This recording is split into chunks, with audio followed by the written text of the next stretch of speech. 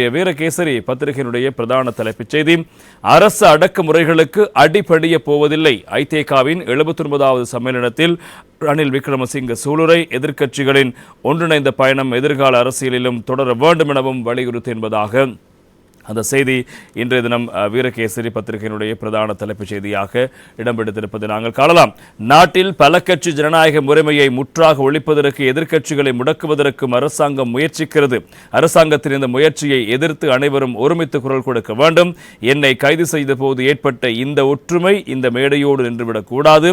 இது எதிர்கால அரசியலை நோக்கி முன்னோக்கி கொண்டு செல்லப்பட வேண்டும் என முன்னாள் ஜனாதிபதியும் ஐக்கிய தேசிய கட்சியினுடைய தலைவருமான ரணில் விக்ரமசிங்க தெரிவித்திருக்கின்றார். கொழும்பில் நேற்று சனிக்கிழமை இடம்பெற்ற ஐக்கிய தேசிய கட்சியின் 79வது சம்மேளனத்தில் கலந்து கொண்டு உரையாற்றும் போதே அவர் இதனை கூறியிருக்கிறார். நாட்டின் பல கட்சி ஜனநாயகத்தை பாதுகாப்பதற்காக அனைத்து கட்சிகளும் ஒன்றிணைய வேண்டும் எனவும் முன்னாள் ஜனாதிபதி தெரிவித்திருப்பதாக அந்த செய்திகள் தொடர்வதை காணலாம். அதே போல இன்றைய தினம் அவர் தெரிவித்த கருத்து தினகரன் பத்திரிகையினுடைய முக்கியமான செய்தியாக இடம்பெடுத்திருப்பதை காணலாம். அரச நிதியை நான் ஒருபோதும் தவறாக பயன்படுத்தவில்லை.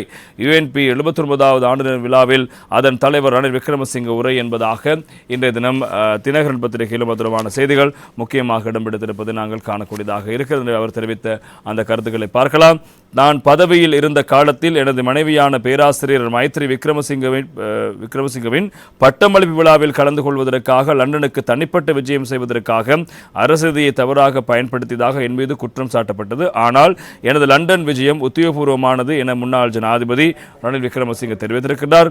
ஐக்கிய தேசிய கட்சியின் 79வது ஆண்டு நிறைவு விழாவை முன்னிட்டு முன்னாள் ஜனாதிபதியான ரணில் விக்ரமசிங்கவின் தலைமையில் ஸ்ரீ ஜாவர்தனபுரவில் உள்ள தனியார் ஹோட்டலில் நேற்று சனிக்கிழமை ஏற்பாடு செய்யப்பட்டிருந்த நிகழ்வில் கருத்து தெரிவிக்கும் போதே அவர் இந்த விடயங்களை சுட்டிக்காட்டியிருக்கிறார். தொடர்ந்து அங்கு அவர் கருத்துக்களை முன்வைக்கின்ற போது இதனை நான் நிரூபித்ததும் அவர்கள் என்னை கைது செய்தார்கள். அழைப்பிதழை காண்பித்தும் அவர்கள் என்னை விளக்கமறியலில் வைத்தார்கள்.